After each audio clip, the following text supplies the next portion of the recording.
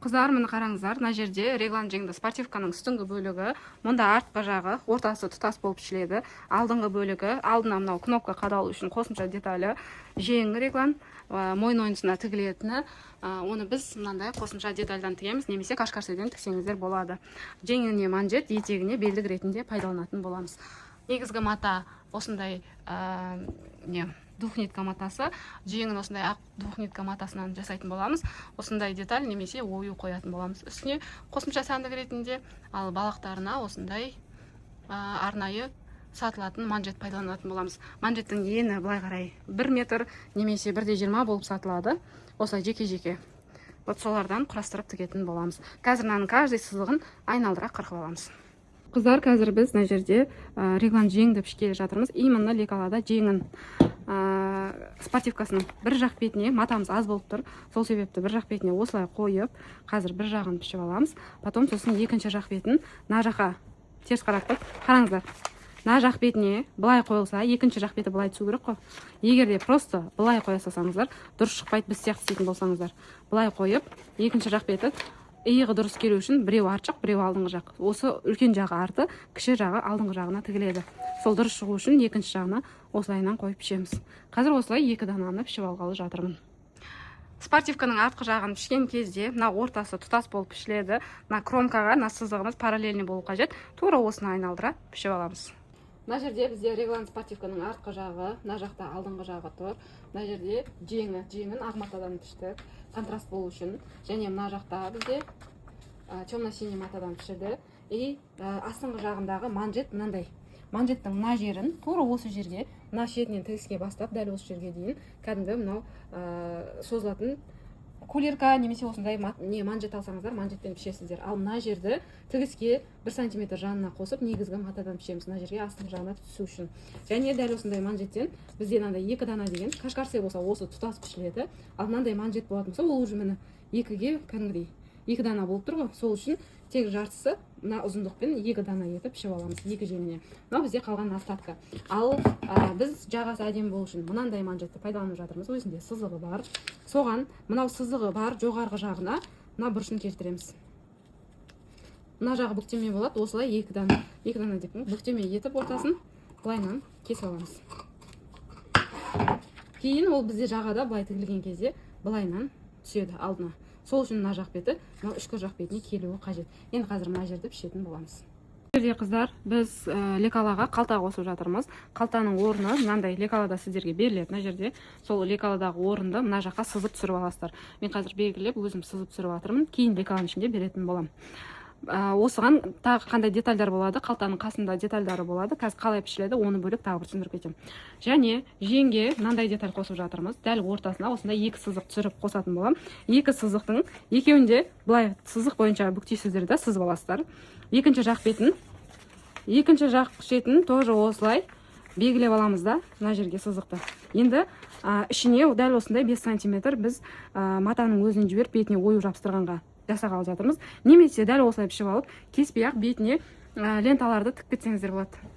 Міне мынандайды ешқандай кеспей ақ просто бетіне былай қойып тігіп кетсеңіздер болады. Мына осы жерге бұндайдың жуаны бар, жіңішкесі бар, кез келген ұнаған түрін осылай қойып тігіп кетсеңіздер болады. Біз қазір ортаны қырқып жамағалы жатырмыз. Так, мына жерге дәл 1 см тігіс қалдырам. Мына жердегі сызып алған сызығымның ішіне тағы 1 см тігіске қалдырамын да. Осы аралыққа мындай темно-синийден дәл осындай 5 см болса 7 см-лік ұзын лента кесіп алып мына жерге тігетін боламын. Міне мына жерде жеңнің ортасын кесіп тастадық. Ортасына тігу үшін шалбарға тігілетін, жанына тігілетін мына жер 5 см, 1 см-ге тігіске қосылған лентадан пішіп алғалы жатырмын. Бұның ұзындығы мынау біздің реглан жеңнің артындағы мына жағы қысқа бір жағы, екінші жағы ұзын. Осы ұзын артқы жақ бетіндегі ұзындыққа сәйкес келетіндей етіп, 2 дана етіп кесіп алатын болам. Қазір оны сосын тігетін боламыз. Так, бізде ортаға мынандай деталь келді. Артқы жақтың ұзындығы мен мына жағы бірдей. Алдыңғы жағымыздан мына жақ беті кішкене өзгеріс бар. Шамалы ұзындау болады. Енді мынау тұрған оң бет бәрі оң бетінен тұр. Мына жақты алып келеміз да. Біреуіне осылайынан полный мына шетін тігіп аламыз, 1 см араға шыққан. Сосын айберлап жасап аламыз. Бұл жағын тігіп болғаннан кейін мына жақ бетін осылай қоямыз да, астыңғы жағын бірдей етіп жоғары қарай алып кетеміз. Өйткені мына жағы 2 түрлі болады. Біреу ұзын, мынау қарамыз ұзын, ағымыз қысқалау болады. мына жақты да 1 сантиметр арақашықтықтан тігіп аламыз. Сосын оверлок жасаймыз. Мына жерде бізде астыңғы жағында осылай қосып тігіп қойдық. Міне тігістері осылай болып тұр. Қазір мына жерге ақ тігістен 0,1 тігіс беріп жібереміз, әдемі болып көріну үшін. Біздің мына жеріміз екеуі екі түрлі болып тұр. Соны мына жоғарғы жағын осылай қоямыз да, мына жерді бірдей етіп кесіп аламыз. Все, енді ары қарай тігу жұмыстарын жалғастырамыз. Біз қазір мына жерге қалта жасайтын боламыз. Егер қалталарымыз қатты болса, дублеринг қажет емес. Егер жұмсақ осындай двухнитка мата болатын болса, жұмсағы именно болатын болса, дублеринг қажет болады. Біз қазір мынандай бетінде 4 дана, 2 дана кәдімгі бетіне мына жерге қақпақшасы осылай тігілетін деталі болады. Осы 2 детальді дублеринг жасап аламыз. Былай, былай. Сосын дәл осы орын тігілетін, қалта тігілетін орынның астыңғы жағына осылай қойып дублеринг жасап аламыз. Яғни мына детальдан 2 дана негізгі мата, 4 дана дублеринг кесеміз. Қазір мынаның қалта тігілетін орнына былай қарай үтіктеп алатын боламыз. Және сіздерге мынандай астыңғы жағында қалтаның ішіндегісі беріледі. Оны астарлық матадан пішуге болады, немесе осы матаның өзінен пішсеңіздер де болады. Қазір мына жерде бізде қалтада осылай мынау жанына тігілетін бөлігі, мынау алдыңғы жағы, мынау етек жағы. Бізде мынау қалтаның қолымызды былай салатын болғандықтан астынан үстіне қарай түсу қажет. Сол үшін мына жерге асты жағына қарай мына жердегі сызықтың шетінен мына шетіне дейін нарадағы сызық сәйкес келу керек. Біз дублеринг жабыстырып алғаннан кейін тура былай 2-ге бүктедік, өтіктеп қырын шығарып алдық та 2 сантиметр арақашықтықта белгі сызып алдық. Осы сызығымыз мына сызыққа сәйкес келу қажет. Осы аралыққа мына сызықтан өтіп кетпей ине қыстырып қойып тігетін боламыз. Мұнда былай ине қыстырып қойдық 2 шетіне және ортасына. Осы аралықты түзу тігіп шығамыз қазір. Сосын екінші, мына детальдің кез келген бір жағынан осылай 1 сантиметр арақашықтықта сызықта, оны үстіңгі жағына мына жердегі сызыққа алып келіп осы сызықты қоямыз. Тоже мына жердегі бізді белгілеген аралықпен мұндағы белгіленген аралыққа дейін тігілуі қажет. Мұнда да оны белгілеп қойдық. Дәл осылай, қазір мына жаққа да осылай белгілеп алып, былай және былай тігеміз. 2 шетін міндетті түрде закрепка беруіміз қажет. Кейін астын тексереміз. Тігісі біреуі былай өтіп кетіп, біреуі былай қысқа болып қалмауы қажет. Мына жерде бізде регланның артқы бөлігі тұр. Мұнда реглан жеңіміз тұр. Мынандай етіп 0,1 тігіс түсіріп алдық. Енді осының былай ұзын болып тұрған жағы артқы жаққа келу керек, қысқа болып тұрған жағы алдына тігіледі. Дәл қазір осыны мына жерге былай, мына шетке былай қойып, дәл осы аралықты тігіп аламыз. Мына осы шетті инемен қыстырып алып тігіп аламыз. Екінші жақ бетінде мынау екінші реглан жеңді әкеліп мына шетіне қойып тігіп аламыз. 1 сантиметр арақашықтықтан. Мына жерде қалтаны біз тігіп қойдық. Мына жақтағы арт жақтан сызықтарын қараймыз. Бірдей осылай бір-біріне сәйкес болу қажет. Потом алдыңғы жағынан қараймыз. Мынаны ашамыз. Ашқан кезде осылай сызықтары бірдей төртбұрыш болатындай болып тұру керек. Нар бетінде ашамыз. Мына беті де солай болу қажет. Бұны неге ашып жатырмыз? Біз қазір мына ортасын қырқамыз. Тура мынаның ортасы, мына жақтағы бұрыш тура мына бұрышқа дейін әкеліп қырқамыз. Мына жері 3 бұрыш тілікше сияқты болып қалады. Бұл ары бетіне тігу үшін қажет. Мынаны да дәл осы тігіске дейін қырқамыз. Мына жақ беті, мына жақ бетінде ортасын осылай, былай және былай бұрышына дейін қырқып аламыз. Қазір дәл ортасын осылай, мына жағын осылай,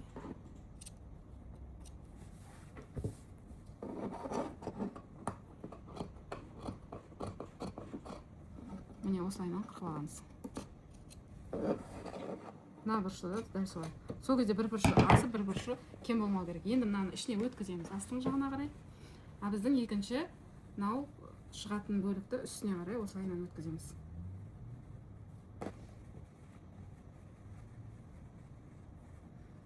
Біз егер мына арасы 2 сантиметр бір тегіс болса, осылай бір тегіс болып шығады.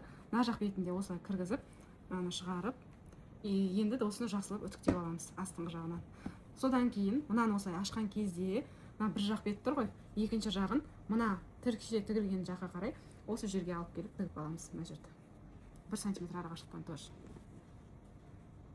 Біз қазір мына қалтаны осылай оң бетінен астына қарай аударып үтіктеп алдық. Үтіктеген кезде мына жердегі 3 бұрыштарын барлығын бағанағыдай ішіне кіргізіп, сосын жақсылап пармен үтіктедік. Мысалы мынаны тартсаңыздар былай тартыла береді. Осыны мына жерге соңына дейін келтіріп, мата созылып кетпес үшін мына жерінде осындай 3 бұрыш тұр. Осы 3 бұрышты инемен қыстырып қоямын. Тура осы сызықты мына жерге жақсылап закреп қойырамыз да, до конца мына дейін тігеміз. Мына бетінде де осындай 3 бұрыш бар. Мына. Осы жерде мән береміз. Мынау былай болып қалмасын. Мына біздің қалтаның ішіндегі мынау тілікшеміз былай полностью тігісті жабатындай болып тұрсын. Осылай тұрған кезде барып мына жерге инемен қыстырамыз. сосын мынау тіркше тұрған жердің тура осы түбімен тігеміз. Мына жер закрепка беріледі, соңына дейін и мына жаққа тоже закрепка береміз.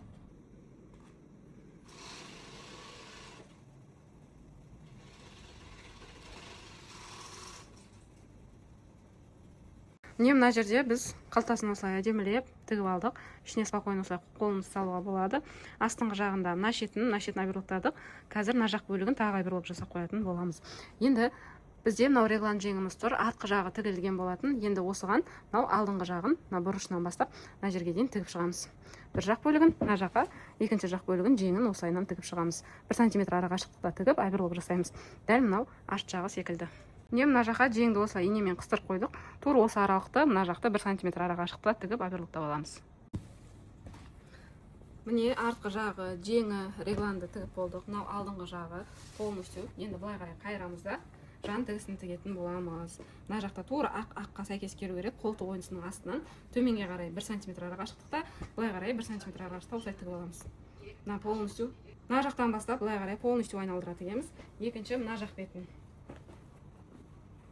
Мына артқы бөлікті алдыңғы бөлікке әкелеміз. Қолтық ойынсынан бастап былай қарай тігіп аламыз айналдыра. Мынау бізде етегіне тігілетін манжеті. Мына жағын тура былай кесіп дайындап қойған болатынбыз. Бағана айтқан болатым иә, мынаны көрсетемін деп. Тура мынадан 1 см былай артық етіп, осылайынан кесіп алдық. Бұны қазір мынаның астыңғы жағы мына жақ бетінде. Дәл осыны былай дәл осылай айналдыра белгілеп аламыз. Астыңғы жағы мына ортасына келу керек. Осылай мына жерге 1 см ара қашықтықтан былайынан тігіп аламыз. Екіншісін екінші жақ бетіне осылай сәйкестендіреміз мынаны. Жерде мына жеңнің манжетін уже істеп қойдық. Қазір мына оң бетін аударып алайық. Мына жақ бетте бізде жеңнің оң беті, жанын міне полностью тігіп қойдық. Осылай оберлок жасап қойдық. Енді жең аузына манжетті тігеміз. Манжетті тігетін кезде тура осы жең астына мынау тігісті сәйкестендіріп инемен қыстырып аламыз. Енді мына жерді айналдыра осылай 1 см аралықта тігеміз. Еще осылай тартып отырып тігеміз. Кішкене мына жерге сборка пайда болады. Екінші жеңді дәл осылай жасап аламыз. Сосын оберлоктаймыз. Мына жерде лекалада қараңыздар, бірінші метка мына жерде тұр, екінші мына жерге тағы да метка қойдық. Ол деген сөз біздің неміздің алдындағы сызығы осы болу керек. Мына астыңғы жағы былай қайырылып, мына жерге келіп тігіледі деген сөз. Так, біз екі метканы да қойып алдық. Мына жерде бірінші, мынау екінші. Осы екінші мына шетіне келетін, дәл осы шетке келетін жерге біз мына жағаның шетін қоямыз. Өйткені қазір былай бүктелген кезде осы шет сәйкес келу қажет. Немесе қазір мына былай бүктелетін болса, екінші жақ астына кнопкаға келетін болса, мынау кішкене былай айқасып түседі. Екеуі. Ал егер екеуі бірдей үшбұрыш болатын болу керек болса, онда мына екеуінің дәл ортасынан өтіп шығу қажет. Мына сол кезде екеуі кнопка жабылған кезде былай бір тегіс болады. Қайсысын қалайсыз, өзіңіздің қалауыңызбен жасай бересіздер. Біз қазір мына шетіне дәл осылай қойып аламыз. Кішкене айқасса ештен кетпейді. Так, екіншісін дәл солай екінші жағына қойып аламыз. Бірінші белгі, мына жер екінші белгі. Екінші белгіге әкеліп ине қыстырып алайық. Енді мына орталары осылай былай айналып барып тігіліп кетуі қажет. Дәл артқы ортасын белгілеп алайық. Дәл артқы орта. Мына жақтағы біздің регланның артқы ортасын анықтап аламыз. Сол ортаға әкеліп белгілейміз. Сонда біздің мына манжетіміз кішкене былай созылады мына жаққа қарағанда. Мына аралықтар былай тұр ғой, сол кішкене созылады.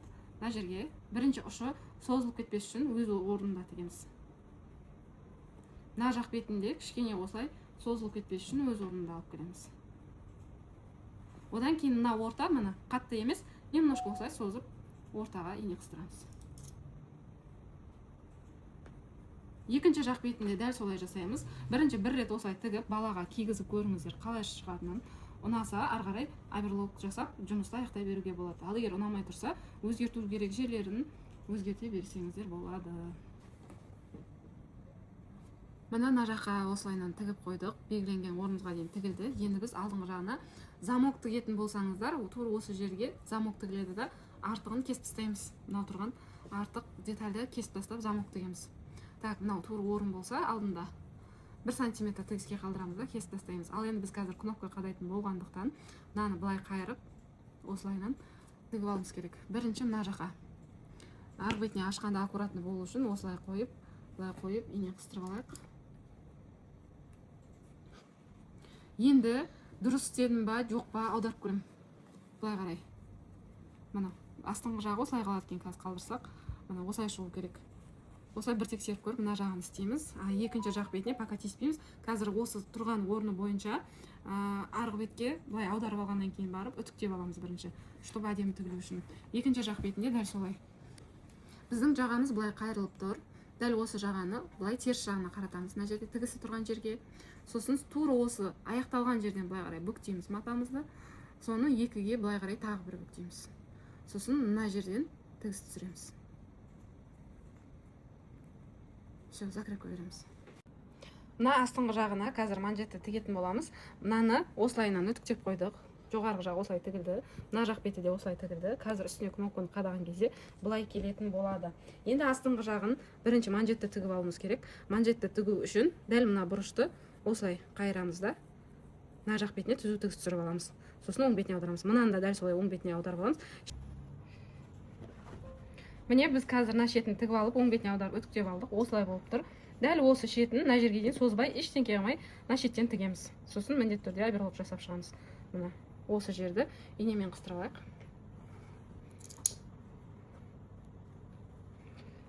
Мына шетін тігіп атқан кезде бірдей қылып закрепка беріп алып барып тіксек болады. Екі шетіне де, өйткені бір жағын тігіп келе жатқанда екінші жағы трикотажға созылуы мүмкін. Дәл осыны екінші жақ бетіне алып келіп, тура мына шетіне бірдей келтіріп аламыз. Қазір тіккен кезде осылай бір тегіс болу керек, былай айнып кетпеу керек. Бірінші соған мән беріп, осы шетін просто тігіп алып, бір қарап сосын барып тігуге де болады, ары қарай жалғастырып. Чтобы осы жеріміз аккуратно шығу үшін екі жақ бетінде. Енді мына жерде ортасын былай кашкарсеміз созылады. Дәл осылай созып, полностью ине қыстырып, мына жақтан бастап 1 см арақашықта соңғы тігіп аламыз. Мына жерде бізде алдыңғы жағын етегін осылай тігіп қойдық. Шеттерінің барлығы бірдей, астына оверлок жасап алдық. Енді қазір былай тігеміз. Мына жерге просто өзін былай тігуге болады. Мына аралықтан закрепка беруге біз былай тіккелі жатырмыз. Мына бұрыштан бастаймыз. 0,5 айналдыра. И мына жаққа да 0,5 до конца алып келеміз. Мына жерді айналдыра, былай закрепка береміз. Осылай айналдыра 0,5 см-ден тіккелі жатырмыз. Міне нәтижесінде осындай спортивкамыз дайын болды. Дәл осында көрсетілген спортивка астындағы шалбармен бірге лекаласын алғыңыз келсе, осында көрсетілген номерге жазыңыз. Екеуін бірге 1 жастан бастап 13 жасқа дейінгі лекаласын 3000 теңгеге ала аласыз. Егер видео пайдалы болса, лайк басып, комментарийға жылы пікіріңізді жазып кетсеңіз, мен үшін қолдауыңыз маңызды.